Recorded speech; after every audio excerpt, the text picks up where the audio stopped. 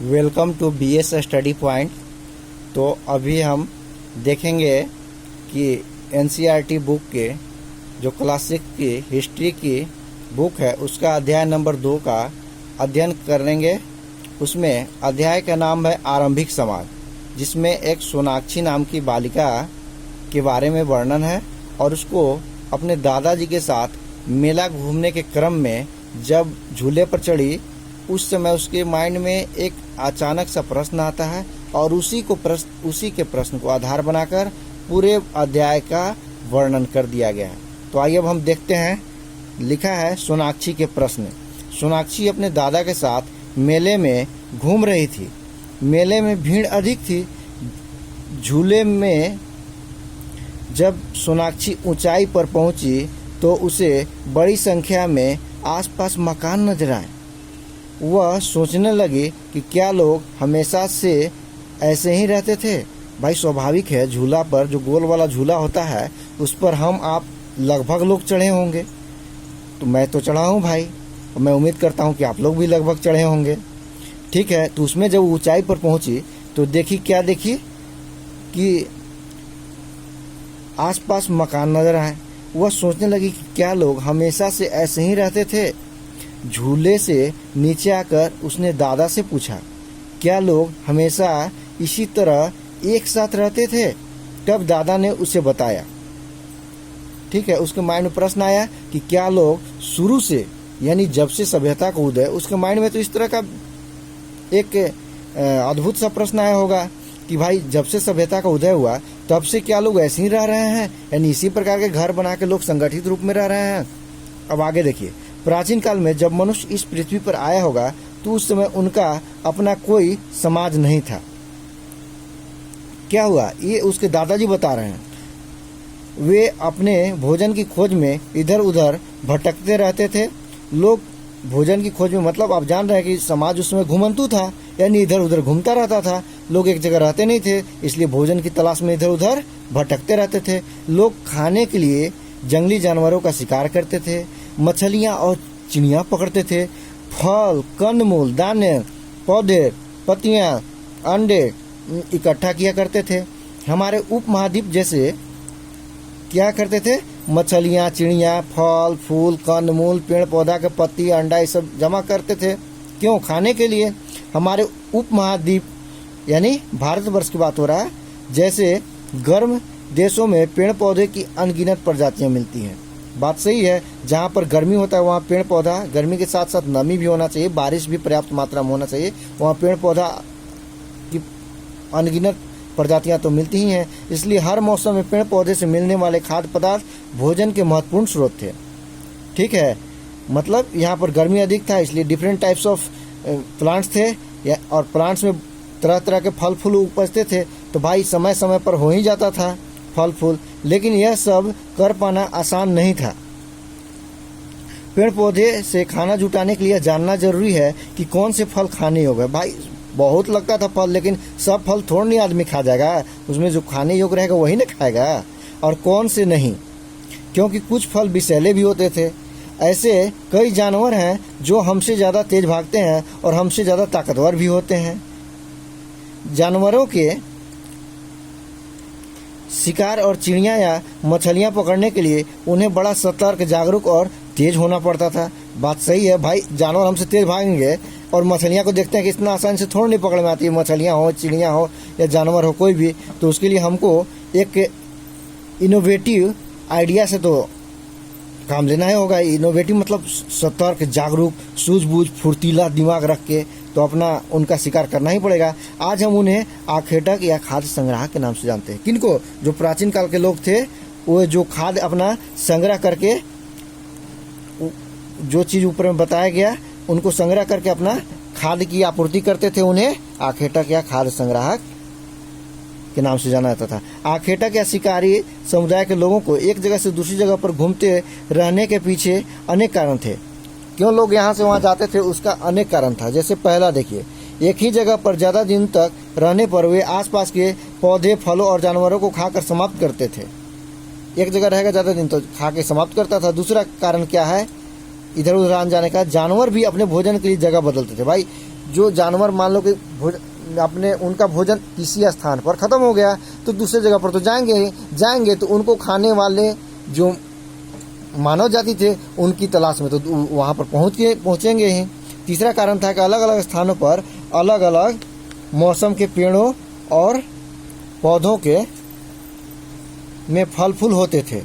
बात सही है, अलग अलग स्थान पर भाई सब जगह सब कुछ तो नहीं मिलता था, तो उनके खोज में भी लोग जाते होंगे। चौथा, पानी की आवश्यकता के कारण भी वे घूमते थे, क्योंकि जल स्रोतों में हमेशा पानी नहीं रहता था। ठीक है, अब देखिए शिकार करते मानव, ये देखिए शिकार कर रहा है, कितना लोग है ऐसे ये वस्त्र नहीं पहनते थे। देख रहे हैं आदि मानव था, उनको कुछ ज्ञान ही नहीं था, इसमें उनका दोष नहीं है भाई, वो तो पहले कपी से ही न मॉडिफाइड हुए थे। तो इस तरह देखिए शिकार करें। आदि मानव का निवास स्थान क्या भाई, कहाँ रहते थे? अब देखिए आदि मानव के रहने का स्थान गुफाओं, कंदराओं, ये हम जो 1 नंबर दिए हुए हैं ये बाद में पता चलेगा क्यों दिए हुए हैं। आदि मानव के रहने का स्थान गुफाओं, कंदराओं तथा नदियों और झीलों के किनारे मिले हैं। कहाँ कहाँ पर? गुफा, कंदरा कहाँ पर होता है? ये सब बड़े बड़े पहाड़ों में होते हैं। ठीक है, नदी और झीलों के किनारे मिले हैं। मानव धूप, वर्षा और ठंडक तथा जंगली जानवरों से बचने के लिए गुफाओं तथा कंदराओं में रहते थे। मानव गुफा कंदरा में क्यों रहता था? तो धूप यानी सर्दी, गर्मी, वर्षा, इसे ठेठ भाषा हम कह सकते हैं कि गर्मी माने धूप और सर्दी माने ठंडक और वर्षा माने वर्षा, ये कह सकते हैं। इससे बचने के लिए लोग कंदरा और गुफा में रहते थे। नदियों और झीलों से उन्हें पानी पीने का पानी मिल जाता था। भाई सही है, नदी किनारे रहेगा तब ना पानी मिलेगा पीने के लिए। जिन स्थानों पर मानव रहते थे उन स्थानों पर अनेक प्रकार के औजारों के अवशेष मिले। जब मानव जहाँ पर रहता था वहाँ पर अनेक प्रकार के औजार भी, औजार जानिए रहे, पत्थरों का औजार बनता था, उसका भी अवशेष मिला है। अतः मतलब देखिए, हम उस स्थान और हम उद्योग स्थल एवं आवासीय स्थल कहते हैं उसे हम, इसीलिए उस स्थान को हम क्या कहते हैं? उद्योग स्थल एवं आवासीय स्थल। क्यों? क्योंकि वहाँ पर लोग पत्थरों के औजार तरह तरह के बनाते थे और वहाँ पर निवास करते थे, इसीलिए उसको उद्योग स्थल भी बोला गया और आवासीय स्थल भी बोला गया। ऐसा इसलिए कि लोग अपने आवास के पास ही औजारों को बनाने का काम करते होंगे। पाषाणकालीन औजारों के निर्माण। अब देखिए पाषाणकालीन औजारों के निर्माण। बच्चों, क्या आप बता सकते हो कि औजार कैसे बनते हैं? आज के औजार कौन बनाता है? आओ हम पता करते हैं कि पाषाणकालीन औजार कैसे बनाए जाते थे। उस काल के औजार 2 तरीकों से बनाए जाते थे। ठीक है, अब कह रहा है कि आज के औजार कौन बनाते हैं? जानते हैं हम जनरली कि लोहा का काम लोहार भाई करते हैं। ठीक है, तो इस तरह से, और जनरली अब तो बहुत सारा चीज़, अब तो औजार जो है फैक्ट्री में बनने लगे हैं, तो वही पूछ रहा था, तो उसका आंसर तो यही होगा। लेकिन उस समय कैसे औजार बनाए जाते थे उसका देखिए 2 तरीका था। पहला विधि क्या है कि पत्थरों को पत्थरों से टकराकर, जैसे देखिए यहाँ पर बना रहा है एक मतलब आदिम काल के यानी पाषाण काल का जो व्यक्ति है, पत्थर से पत्थर टकरा के औजार बनाने काम कर रहा है। यानी जिस पत्थर से कोई औजार बनाना होता था उस पत्थर को एक हाथ में लेकर, जिसको बनाना होगा उसको इस हाथ में मान ले लिए, किसी दूसरे पत्थर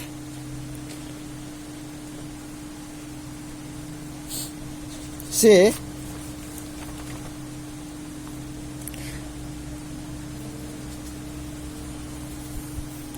आज के हथौड़ी जैसा वार किया जाता था। एक हाथ से हम मान लीजिए कि पकड़ लिए, ठीक है ऐसे, और हथौड़ी जैसा इससे दूसरे पत्थर से वार करके और उसको उसके वास्तविक आकृति यानी जो मानव चाहता था उसको अपने इच्छित आकृति में बना देता था, जिससे धीरे धीरे पहला पत्थर एक निश्चित औजार का रूप ले लेता था। वही तो बोला मैंने। दूसरी विधि क्या है? देखिए दूसरी विधि को दबाव विधि या वलय विधि कहते हैं।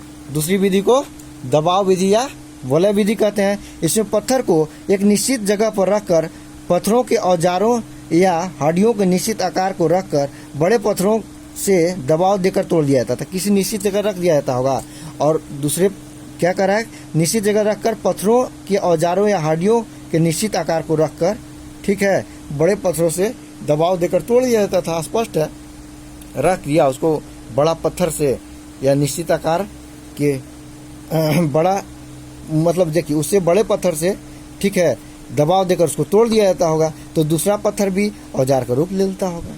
भाई डिफरेंट टाइप का बनता होगा, वो औजार का रूप ले लेता होगा। वस्त्रों के निर्माण। वस्त्र का निर्माण कैसे होता था? पाषाणकालीन मानव जानवरों के मांस का उपयोग अपनी भूख मिटाने के लिए करते थे। ठीक है, जब ठंड के मौसम में उन्हें ठंड का अनुभव होता होगा तो जानवरों के खाल तथा पेड़ों के पत्तियों को वह ठंड से बचने के लिए उपयोग करते होंगे। क्या कह रहा है? और देखिएगा आगे, उनका यह वस्त्र के रूप में उपयोग किया जाने वाला खाल या चमड़ी अस्थायी नहीं रहता होगा। ठंड का मौसम समाप्त होते ही वे उन वस्त्रों को फेंक देते होंगे क्योंकि चमड़ों से दुर्गंध आती होगी। ये सारांशित रूप में हम कह सकते हैं कि जानवरों को एक तो भोजन के रूप में उपयोग करने के लिए उसका मांस का उपयोग करते थे, और उससे जो चमड़ी प्राप्त होता था उसको, यानी उससे जो खाल या चमड़ी कहेंगे ठेठ भाषा में, या उससे जो खाल प्राप्त होता था उसको, या फिर पेड़ों के पत्तियों को, जो बड़ा बड़ा पत्ती होगा, मतलब सुविधा के अनुसार वो अपना भोजन के रूप में यूज करते थे। अगर पत्ती का यूज किए तब तो कोई बात नहीं, वो तो ऐसे फेंक देते होंगे यूज के बाद। लेकिन जब जानवरों के खाल का यूज किए तो लॉन्ग टाइम ड्यूरेबल रहता होगा, यानी लंबा टिकाऊ रहता होगा, और उसको ठंड के मौसम समाप्त होते ही फेंक देता हो क्योंकि उसमें दुर्गंध भी तो आ जाता है। यह भी जाने, पुरा स्थल। पुरा स्थल उस स्थान को कहते हैं जहां औजार, बर्तन और इमारतों जैसी वस्तुओं के अवशेष मिलते हैं। क्या कह रहा है कि पूरा स्थल उस स्थान को कहेंगे जहां औजार, बर्तन, इमारतों जैसी वस्तुओं के अवशेष मिलते हैं। वे वस्तुएं जमीन के अंदर, जमीन के ऊपर, अंदर, कभी कभी समुद्र या नदी के तल में भी पाए जाते हैं। आदि मानव के बारे में जानकारी के स्रोत, जो प्राचीन काल के मानव थे उनके बारे में जानकारी के स्रोत देखिए क्या क्या। पुरातात्विदों को जमीन की खुदाई, जमीन और झीलों के ऊपरी भाग में पाषाणकालीन पत्थरों, लकड़ियों और हड्डियों का अवशेष मिले हैं। कहाँ कहाँ? जमीन की खुदाई से जमीन और झीलों के ऊपरी भाग में, ठीक है, अवशेष मिले हैं। किसका?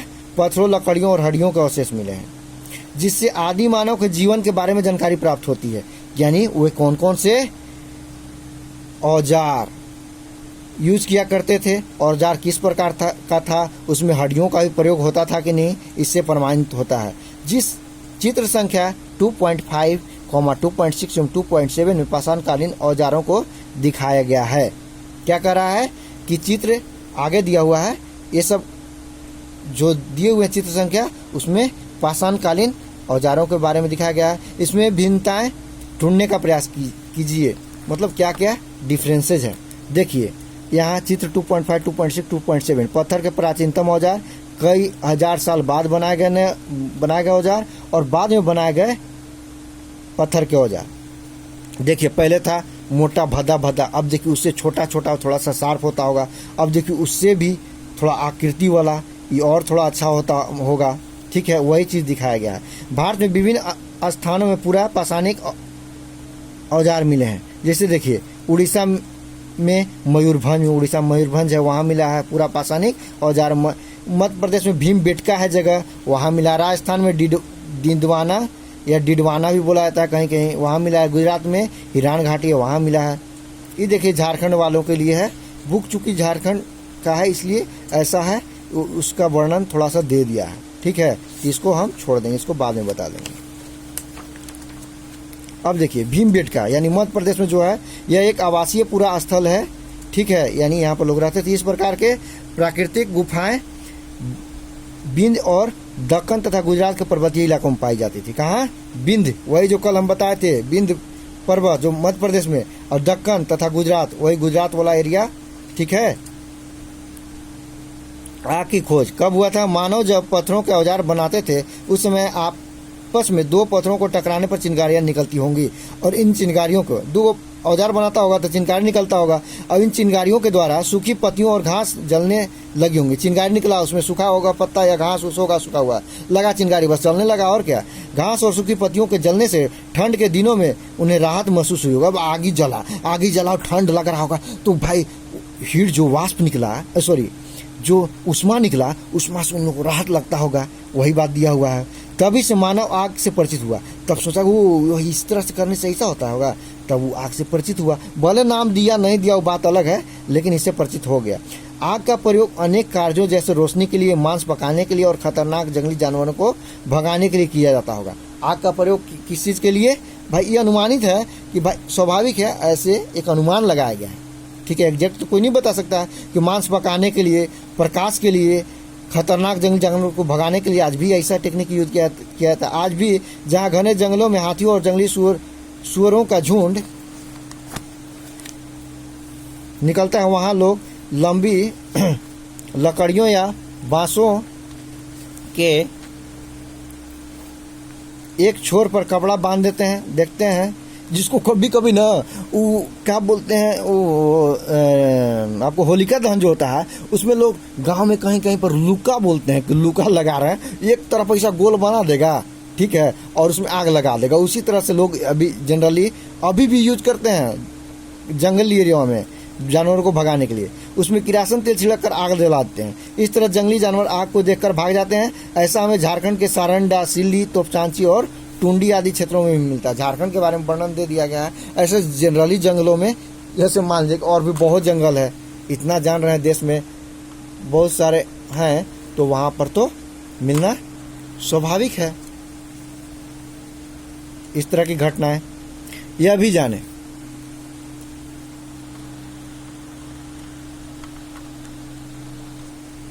ठीक है। प्राचीन काल में आग जलाने के लिए चकमक पत्थर का प्रयोग होता था। चकमक पत्थर का एक प्रकार है, ठीक है, उसी का प्रयोग होता है। जलवायु परिवर्तन, जलवायु परिवर्तन में क्या है, आज से लगभग 12,000 वर्ष पूर्व दुनिया के जलवायु परिवर्तन के फलस्वरूप गर्मी बढ़ने लगी। भाई जहाँ पर जलवायु परिवर्तन हुआ, जलवायु परिवर्तन का मतलब यही है, यहाँ पर बता रहा है कि गर्मी पहले बहुत सारा, मतलब ज़्यादातर समय जो है शीतकालिक होता था, परंतु 12,000 वर्ष पूर्व आज से लगभग दुनिया में जलवायु में परिवर्तन आने लगा, यानी उसका टेम्परेचर बढ़ने लगा, ठीक है। धीरे धीरे घास वाले मैदान बनने लगे और घासों को खाकर जीने वाले जानवर, जैसे भाई स्वाभाविक है घास का मैदान बनता ही है उपयुक्त जब कंडीशन उसको मिलेगा, तो घास खाकर जीने वाले जानवर जैसे हिरन, बारहसिंगा, भेड़, बकरी, गाय आदि की संख्या बढ़ने लगी होगी। स्वाभाविक है भाई, जो चीज़ उपलब्ध रहेगा उसका तो भाई जो उसको खाकर जीवित रह पाएगा ज़्यादा, तो वैसा ही ना जीव जंतु जानवर मिलेंगे, ठीक है। मानव भी इनके खाने पीने की आदतों और प्रजनन के समय की जानकारी हासिल करने लगे। लोग इन जानवरों को अपनी ज़रूरतों के अनुसार पालने लगे होंगे। भाई देखिए अब कह रहा है कि इस तरह के जब मान लीजिए कि शाकाहारी जंतु जब बढ़ने लगे उनकी संख्या, तो मानव भी अब सोचने लगा कि इसका क्या क्या फायदा है, और फायदा सोच के ना उसको जो फायदा का चीज़ आता होगा और जिसको सुलभता पूर्वक अगर वो पालने में सक्षम होता होगा उसको पालना शुरू कर दिया होगा। लोग इन जानवरों को अपनी ज़रूरतों के अनुसार पालने लगे होंगे। मौसम में जैसे मान लीजिए कि आगे भी और पालेंगे, लेकिन वो क्या है, जैसे हल चलाने वगैरह के लिए बैलों को भी वो तो आगे धीरे धीरे मिलते जाएगा, ठीक है। मौसम में परिवर्तन के अनुसार कुछ इलाकों में गेहूं, जौ और धान से अनाज प्राकृतिक रूप से उगने लगे होंगे, ठीक है। उन अनाजों के स्वाद को चखकर मानव ने भोजन के लिए इन्हें इकट्ठा करना शुरू किया होगा। सब पॉसिबिलिटी बता रहा है कि अनाज को इस तरह, गेहूं को, जौ को कैसे लोग इकट्ठा करना प्रारंभ किए होंगे। धीरे धीरे मानव विकास की ओर अग्रसर होने लगे। नवपाषाण युग की शुरुआत लगभग 10,000 से 4,000 ईसा पूर्व तक माना गया है। क्या बताया गया देखिए, यानी अब यहाँ से इसको में स्पष्ट हो जाएगा, ठीक है, जो बताने जा रहे थे अभी। मतलब अब देखिए पहले आया पूरा पाषाण, उसके बाद मध्य पाषाण बताया, पूरा पाषाण को बताया गया, यहाँ पर बता दिया जाएगा, फिर मध्य पाषाण बताया, उसके बाद फिर देखिए नवपाषाण 10,000 से 4,000 ईसा पूर्व तक माना गया। इसमें मानव पूर्ण रूप से अस्थायी और विकसित हो गया था। इसे नवपाषाण युग कहते हैं। इसकी विस्तृत जानकारी आपको अगले अध्याय में मिलेगी, अगला वाला चैप्टर में। अब देखिए यहाँ वर्णन थोड़ा समझ लीजिए। पाषाण काल के विभिन्न चरण, कौन कौन सा चरण में पाषाण काल को बांटा गया है। पाषाण काल को मुख्यतः 3 भागों में बांटा गया। कौन कौन, अभी बता रहे थे जो, वही वाला चीज बना है। एक पहला पूरा पाषाण काल, दूसरा मध्य पाषाण काल और तीसरा नवपाषाण काल। अब देखिए पूरा पाषाण काल का टाइम क्या दिया हुआ है, 20 लाख साल से पहले से 12,000 साल पहले तक, ठीक। मध्य पाषाण का है 12,000 साल पहले से 10,000 साल पहले तक, और नवपाषाण का क्या दिया हुआ है 10,000 साल से 4,000 साल तक, ठीक है, का समय, ठीक। अब देखिए यहाँ पर क्या है, यह भी जाने आग का आविष्कार पूरा पाषाण काल में हुआ। कब हुआ, पूरा पाषाण काल, जो स्टार्टिंग मानव का एज जो था उसमें पूर्व पाषाण काल में मानव की जीविका का मुख्य आधार शिकार था। वही पूरा पाषाण कहिए या पूर्व पाषाण काल कहिए। पहिए का आविष्कार नव पाषाण काल में, वही 10,000 से 4,000 ईसा पूर्व तक के काल वाला में कृषि की शुरुआत नव पाषाण काल में हुई। क्या क्या हुआ देखिए, आग याद रखिएगा, बहुत इंपॉर्टेंट है, इसको नोट कर लीजिएगा कि आग का आविष्कार पूछता है भाई, आग का आविष्कार कब हुआ, तो पूरा पाषाण काल में, ठीक है। उसके बाद देखिए पहिए का और कृषि का आविष्कार कब बोला, नव पाषाण काल में हुआ, नोट कर लीजिएगा, बीबीआई है। शैल चित्रकारी जिसको रॉक आर्ट इंग्लिश में बोलते हैं। प्राचीन काल में लोग जिन गुफाओं और कंदराओं में रहते थे ना, अभी बताए थे, उन्हें सजा कर रखना सीख गए होंगे। उन्होंने अपने औजारों को, अभी तो घर में पेंटिंग डेंटिंग करवे करते हैं लोग, ठीक है ना, वो इसी से सजा रहे होंगे, उस समय भी उन्होंने अपने औजारों को परिष्कृत करके कलात्मक ढंग से प्रभावशाली फलक का निर्माण किया और पाषाण खंड पर आकृति को उकेर करके प्रथम कला का निर्माण किया, जिसे शैल चित्र कहते हैं। क्या कह रहा है कि जैसे जहाँ लोग रहते होंगे उस पर कलाकृति कर दिया, मतलब प्राकृतिक रंग से, जैसे कोई पत्ती उत्ती वगैरह फूल फल से पहले चित्र बना लिया, मान लीजिए किसी चीज़ से, उसके बाद जो फूल पत्तियां वगैरह से उसको पेंटिंग कर दिया, किस चीज़ का, अब आगे उसको भी जानेंगे। तो उसी पेंटिंग वगैरह को जो चित्र बनाया उसको हम शैल चित्र मतलब शैल मतलब पत्थर पर बनाया गया चित्र को शैल चित्र कहेंगे। वे इन चित्रों को खाली समय में मेहनत से बनाकर खुशी का अनुभव करते थे। अभी भी तो लगता है हम थकते उगते हैं तो चलो पेंटिंग वेंटिंग भी कुछ लोग शौकिया बना लेते हैं, वैसे उन लोग करते होंगे तो बहुत आनंद मिलता होगा। इन चित्रों का विषय मुख्यतः आखेट, पशु पक्षी, पेड़ पौधे एवं ज्यामितीय आकृतियों के नमूने होते थे। क्या कह रहा है कि इनका विषय मतलब एक किस किस चीज का चित्र बनाते थे, तो शिकार का, पशु पक्षी का, पेड़ पौधे और ज्यामितीय आकृति का, वही तो। ऐसा चित्रकारी हमें अजंता एलोरा कहाँ है, महाराष्ट्र में है, ठीक है। उसके बाद भीमबेटका मतलब मध्य प्रदेश में है, अभी तो बताएं पीछे, बिहार के भागलपुर, राजगीर, झारखंड के हजारीबाग से प्राप्त हुए हैं, ठीक है। ये देखिए चित्रकारी दिया हुआ है, प्राचीन काल के गुफा में बनाया गया शैल चित्र। फिर देखिए ये है झारखंड के लोगों के लिए, एक बुलू इमाम है, उनके द्वारा क्या क्या किया गया है उसके बारे में, इसको छोड़ते हैं। इसके बाद देखिए ये भी वही दिया हुआ है झारखंड के बारे में, कहाँ कहाँ पर क्या क्या मिला है, यहाँ तक वही दिया हुआ है, इसको भी हम छोड़ दे रहे हैं, ठीक है। ऐसे देख लीजिए, देखना है तो इसको भी एक बार देख सकते हैं थोड़ी देर के लिए, पढ़ लेने से ज्ञान ही होगा ना, थोड़ा नहीं ज्ञान कम हो जाएगा। उसके बाद देखिए इस पेज को देख लेंगे, अच्छी तरह से देख लीजिए, यहाँ पर देखिए सब दिख रहा होगा।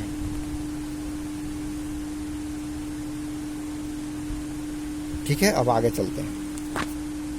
अब देखिए यहाँ प्रश्न आ गया, क्या क्या है कि थोड़ा सा इसको करते हैं, ज़्यादा क्लियर हो जाएगा, ठीक है। रिक्त स्थानों की पूर्ति कीजिए। क्या है नंबर 1 में, 1 का क जो है, आखेटक मानव कहाँ रहते थे, आखेटक मानव गुफाओं कंदराओं में रहते थे, ठीक है, गुफाओं कंदराओं नदियों आदि के किनारे रहते थे, तो गुफाओं कंदराओं काफ़ी है। ख में क्या है, पुरातत्व स्थल की खोज करने वाले क्या कहेंगे, पुरातत्ववेत्ता कहलाएंगे। पाषाणकालीन औजार झारखंड के, पाषाणकालीन देखिए झारखंड का क्वेश्चन कहाँ कहाँ से, ऐसे हम बता सकते हैं, ठीक है, कहाँ था ये, आपको गढ़वा है, हजारीबाग है, रांची है, जिलों में पाए गए, 3 को काफ़ी है। भीमबेटका गुफा कहाँ है, अभी बताया हमने, 2 बार बताया, आपको तो याद हो गया होगा, हम समझ रहे हैं, लेकिन फिर भी हम बता दे रहे हैं। ये कहाँ है, मध्य प्रदेश राज्य में। पूरा पाषाण काल का समय क्या है, क्या था, 20 लाख वर्ष पूर्व से 12,000 वर्ष पूर्व तक का समय। फिर देखिए यहाँ पर, इसको भी क्लियर कर ही दे रहे हैं। आखेटक या खाद्य संग्रह किसे कहते थे, ये तो आप बता ही देंगे, उधर है ही दिया हुआ, इसीलिए देखिए यहाँ पर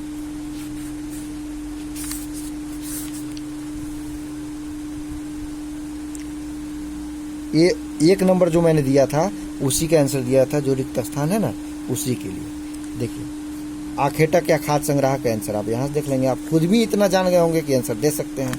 उसके बाद देखिए आवासीय और उद्योग स्थल वो भी दिया हुआ है, जहाँ पर लोग औजार बनाने के साथ साथ रहने का काम करते थे, उसको आवासीय उद्योग स्थल कहते थे। आग की खोज किस प्रकार हुई, वही जो बताया हमने।